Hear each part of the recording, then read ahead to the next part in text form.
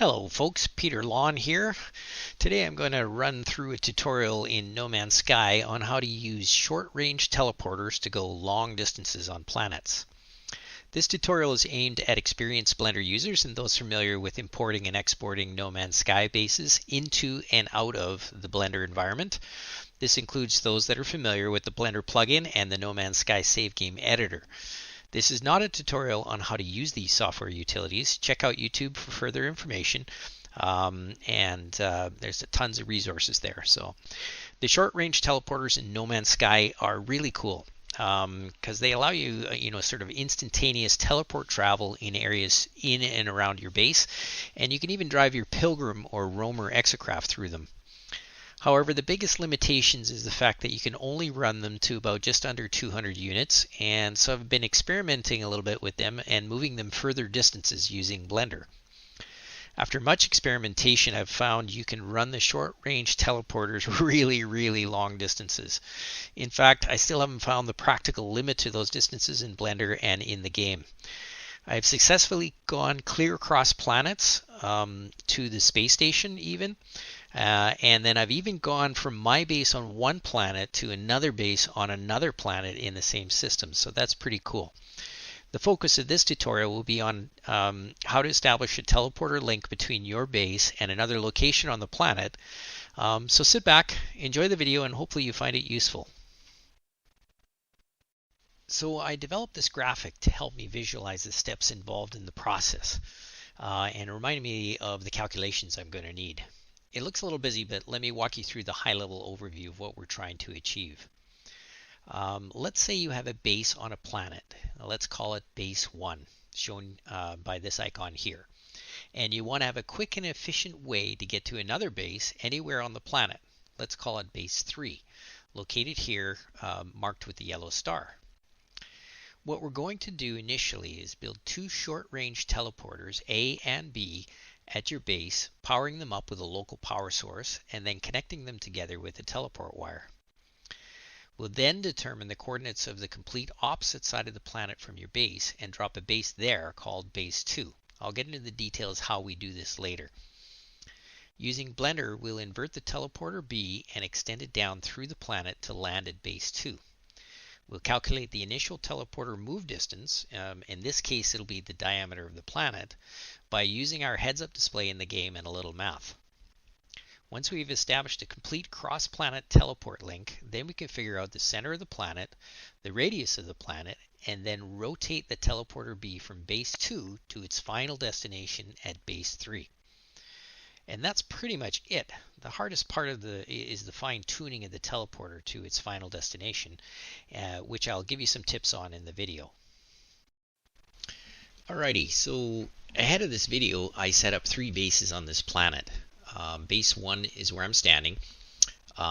Base 2, which is the complete opposite side of the planet, accompanied by a red save beacon, as you can see.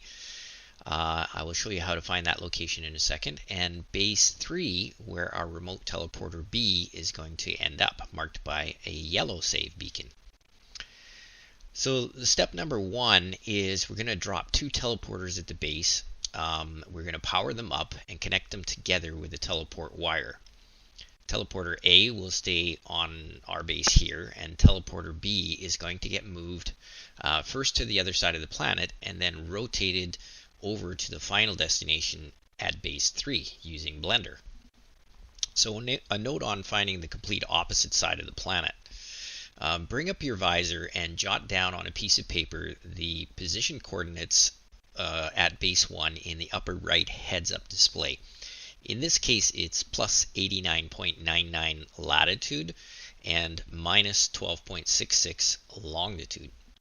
To find the exact opposite side of the planet, just change the sign of the latitude, so minus 189.99 in my case, and for the longitude, take 180 and minus the absolute value of your current longitude, in this case 12.66.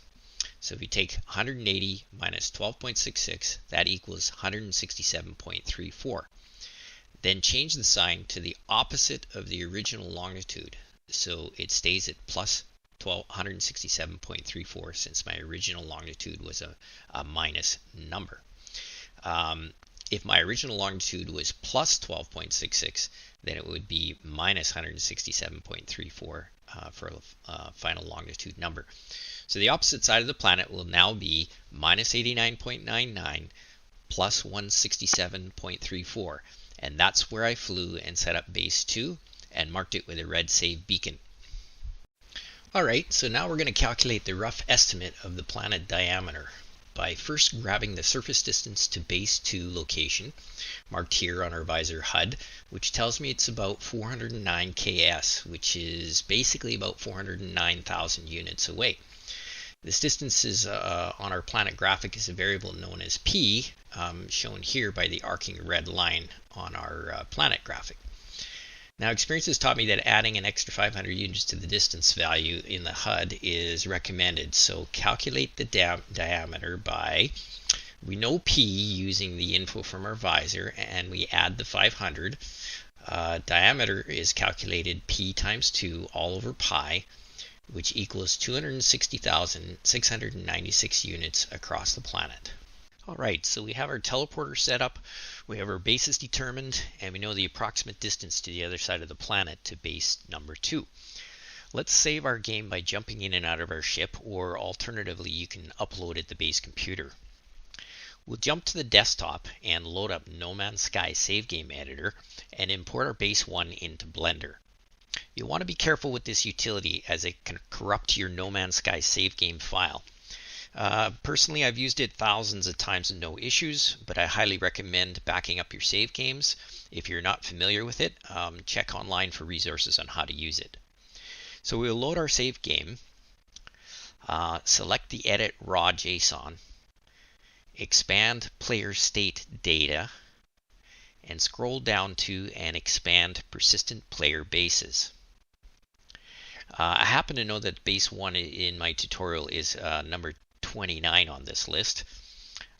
If you check you're working on the right base by just moving the mouse into the main window and then using Control A to select all objects, and then note the name of the base here.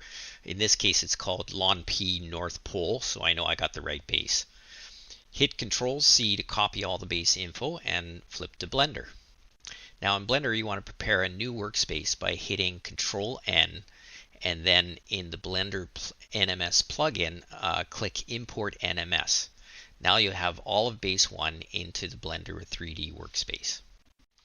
With base 1 now in Blender, we're going to rotate Teleporter B on its axis and drop it through the planet to base 2. But before we do that, a couple of housekeeping items. By default, the Transform Orientations dropdown in the top of the Blender workspace defaults to Global. This relates to how objects move along the X, Y, and Z axis.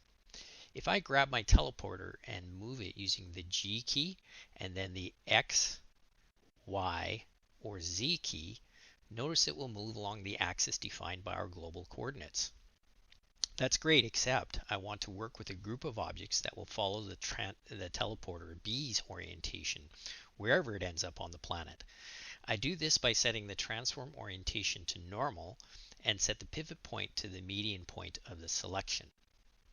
You'll notice that I only select the connection points to the teleporter, not the wires themselves, and that when I select multiple objects using the shift plus the left mouse click, the teleporter is the last item I select, so that when I move the group of objects with the G, the X, Y, or Z key, they will follow the transporter orientation.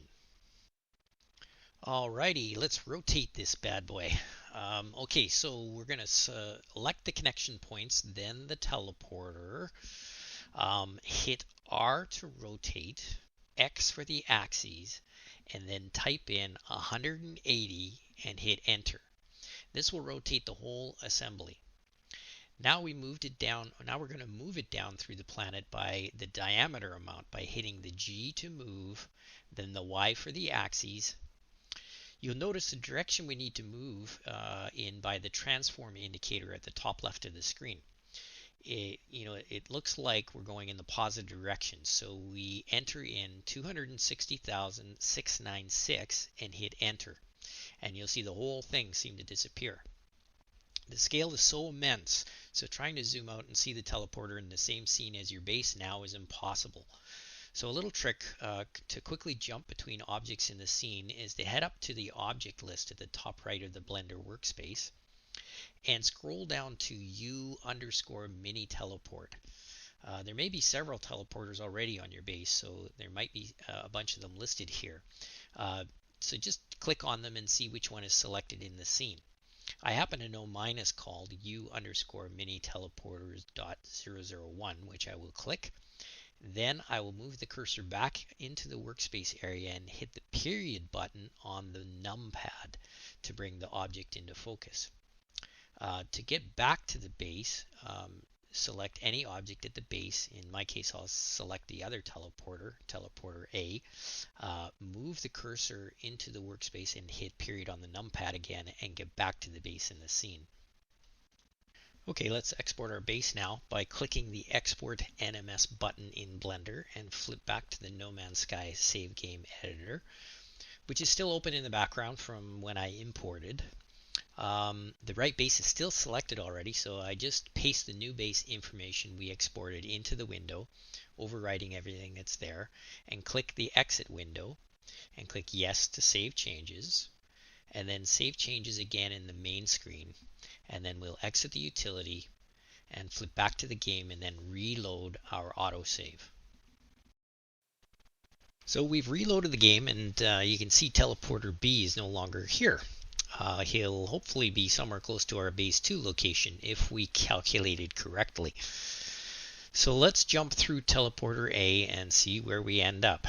As always, remember to stay stationary on the remote teleporter so you allow the graphics to draw in. Well, I can see we're pretty high above base 2, so we did pretty good. We'll jump down and use our visor to get a distance reading we need to move the teleporter down a smidgen. So it looks like we're about 241.3 units away at a slight angle. So let's drop it down about 220 units and see where we end up. It doesn't have to be perfect because we're moving this teleporter anyways, and it's probably better if we leave it up a little bit higher as we rotate it through an area maybe that has a bit more mountains or hills or whatever at our new location base 3. Okay, back to Blender. We're going to find our remote teleporter. Let's orient it so it makes sense, and then another couple of handy keyboard shortcuts in Blender is the hide key, H, as well as the unhide all key, which is Alt plus H. We're going to hide the wires using H and then use box select, although I'm going to unselect and reselect using a shift key so that the teleporter is always the last item selected in my group selection, so we maintain correct movement. Now I want to just adjust the teleport down a bit, say 220 units, then export back into the game. So we'll use the G key, and then we'll be careful about the direction we see the teleporter go, and we'll enter in the 220 and then hit enter, and now again our teleporter has disappeared from our zoom in that we're in right now. So all you need to do is, because those items are still selected, if you haven't hit any other key, just hit the period key to bring it back in focus. So I'm not going to show you multiple adjustments in Blender, import and export and reload sequences. I think you get the idea by now, but you may have to do this several times to get the teleporter be reasonably positioned above base 2. Don't get too picky, as we'll be rotating to base 3 in the next section. At this point, we've established a teleport jump clear across the planet. We're not concerned about fine-tuning where the teleporter is positioned, since we're going to rotate teleport B to base 3, our final destination anyways. There's still some pieces of information we need, though, to calculate the angle of rotation and complete the rotation in Blender. Number 1, we need the planet's surface distance from base 2 to base 3, which we can see here in the display when looking at base 3. we can see it's about 259K, and we're going to just tack on another 500 just to be safe. Let's bring up our planet diagram for reference, and you can see variable S is this distance marked with a blue sort of arc. The second piece of information we need is the radius of the planet. Previously we calculated the diameter of the planet, but now we need to have an exact distance by selecting the power wire in Blender. If we take a look under the Item tab under the Transform Properties and noting the length in the Z field in the Scale section, we should write this number down for future reference for this planet, which in our case is 260,473 units. So the radius will be this number divided by 2, which is 130,237. With those pieces of information, we can now calculate the angle of rotation, which works out to be about 114.163 degrees. Another thing we need to have is some frame of reference that can directionally control our teleport B angle of rotation towards base 3. We'll do this by going back to base 1 and building a small short wall to point at our final base 3 destination. Line up the wall as best as you can with our base 3 icon. With this wall in place, we'll save the game and re-import the base into Blender.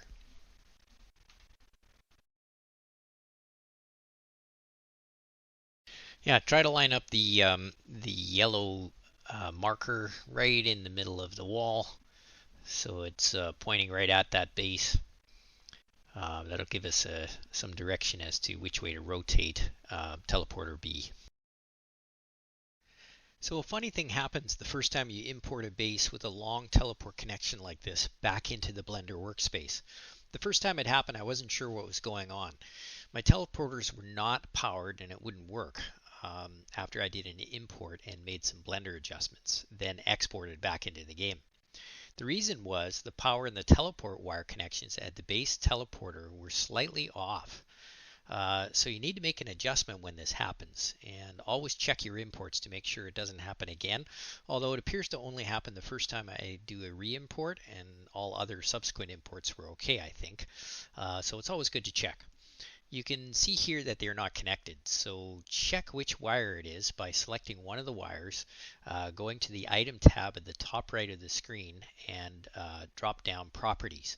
In this case, it is the teleport wire, and it needs to move back onto the small nub on the teleporter. The little orange dot you see when you select an object is called its object's origin. The origin needs to be exactly at the center of the nub on the teleporter. So I'm going to eyeball this and move the teleport wire connection back over to the teleporter itself. The intent is to try to move the object origin, which is the little orange dot of the connector, right to the middle of that little nubbin that's on the teleporter. So if I kind of look at it from this way, recenter the view sort of from a side view, you can see the orange dot for the connector, and I'm just going to move that right into the middle of the nubbin here.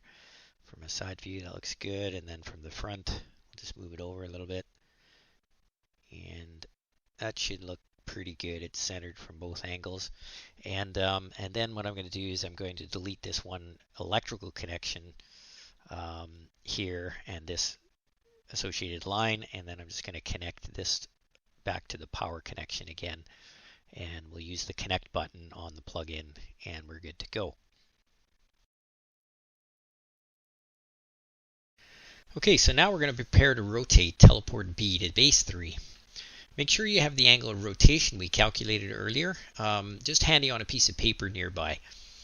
First thing we need to do is use the Blender plugin command called divide to break up our power wire to teleporter B in half and find the center of the planet. When you use the divide command on a wire, it will add a connection point midway the length of the wire. Even though you can't see anything happen initially, don't click anywhere right after this command, because the connection point will be the currently selected item and is at the center of the planet, way out of view. We'll mark the location by hitting Shift plus S to bring up the cursor movement submenu and then selecting Cursor to Selected. This will move the 3D cursor in Blender to the center of the planet and our rotation point for teleporter B. Next, we'll select our short wall we placed that is currently pointing at our base 3. Check the name of the object by checking the Item tab Properties section. In our case, it's called C_wall_Q. And note its position in the object list at the top right of the Blender interface, because we'll need that information in a second. With the short wall selected only, hit Shift plus S to bring up the Cursor Movement submenu and select Selection to Cursor. This will move the short wall to the 3D cursor position at the center of the planet. Now, ensure we still in normal transform orientation and that the pivot point is set to the 3D cursor. You can check the wall is now located at the center of the planet by hitting the period key on the numpad, and that should bring the wall into view. Let's jump to the remote teleporter B. We'll use the object list to get to it. I think it starts with a U_mini teleporter. Move your cursor into, after you selected, move your cursor into the middle of the screen and hit period in the workspace to focus on the teleporter. Hide the wires with the H key and box select the teleporter and connections. Now comes the tricky part. Well, go to the object list and scroll to the name of our short wall called C_wall_Q, in my case it's .001, and hold the Control key and the left mouse click on the wall object to include it as the last item in our group select. Important not to click anywhere or change any selections at this point, otherwise you'll need to redo the whole selection process. Let's rotate Teleporter B and the wall as the guide by hitting R for rotate, then Z axis, and typing in an angle of rotation as a negative value. So we have our angle of rotation handy, which is minus 114.163, and enter. The teleporter should be rotated and close to base 3 now. So let's export the file and import into the save game editor, save, and then reload our save into the game and see where we end up. Alright, this is exciting. So let's have a look and see how close we get to base 3 with our teleporter after the rotation.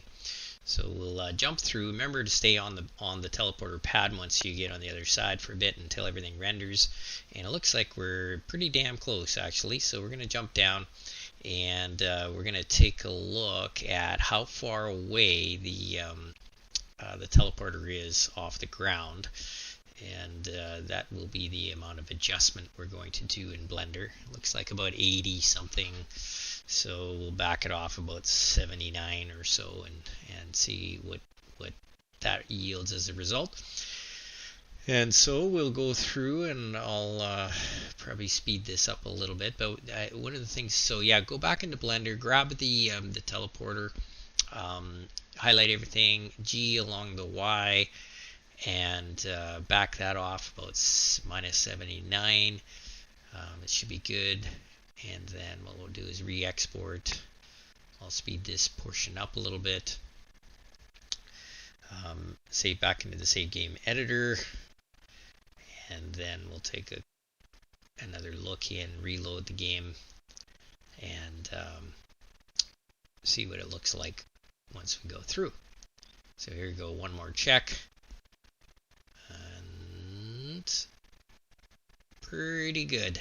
So from here it's just fine tuning.